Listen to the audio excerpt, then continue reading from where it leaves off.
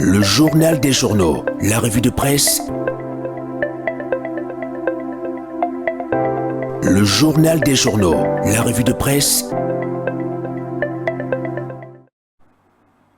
La revue de presse à présent, il est là ce matin pour nous arroser d'informations contenues dans la presse. Marcelin Niébé, bonjour et bienvenue.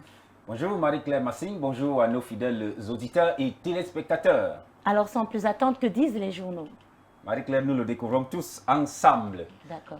Elle s'ouvre donc ce matin la revue de presse avec le journal Sans détour qui titre « En or, le scandale qui fait planer un tsunami ».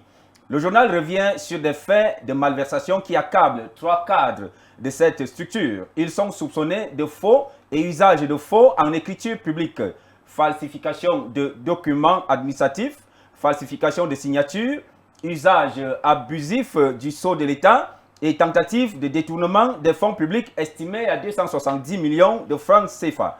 En attendant la décision du conseil d'administration, les mises en cause sont suspendues de leurs fonctions respectives et écopent une mise à pied de 8 jours. C'est à lire à la page 7 du journal. Le quotidien L'économie titre sa grande une. Agro-industrie, Olusegun Obasanjo étend ses activités dans la zone portuaire de Kribi. Afin de renforcer le commerce entre le Nigeria et le Cameroun, l'ancien président de l'État fédéral a annoncé le lancement imminent de son consortium Obasanjo Agro-Allied Business Limited. C'est à retrouver à la page 3 de ce journal. Les journaux parlent également politique ce matin. Présidentielle 2025, l'élu des évêques, c'est le titre à la une du journal Mutation. L'issue de la récente conférence épiscopale nationale a été chargée en résolution.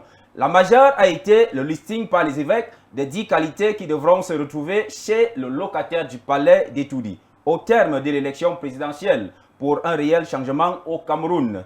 Lire à propos la page 7 du dit journal. L'indépendant de Guardian Post, la nouvelle expression, le messager, relaye également cette information. Accès à l'eau potable. Le Grand Nord a terriblement soif. C'est le titre qui bat la grande une du quotidien L'œil du Sahel. Les populations de cette partie du pays connaissent une véritable traversée du désert, puisqu'ils ne peuvent plus avoir de l'eau comme ils l'entendent. Lire à propos les pages 6 et 7 du journal. C'est tout pour ce matin. Marie-Claire, merci à toi. Merci infiniment Marcelin et à demain. Le journal des journaux s'achève. Rendez-vous demain avec Séraphin Louaba et son équipe. Merci à l'ensemble de la rédaction et nous vous disons donc les programmes de Vérité TV et Success Radio vous accompagnent. Au revoir. Au Cameroun, un peu plus d'1 an.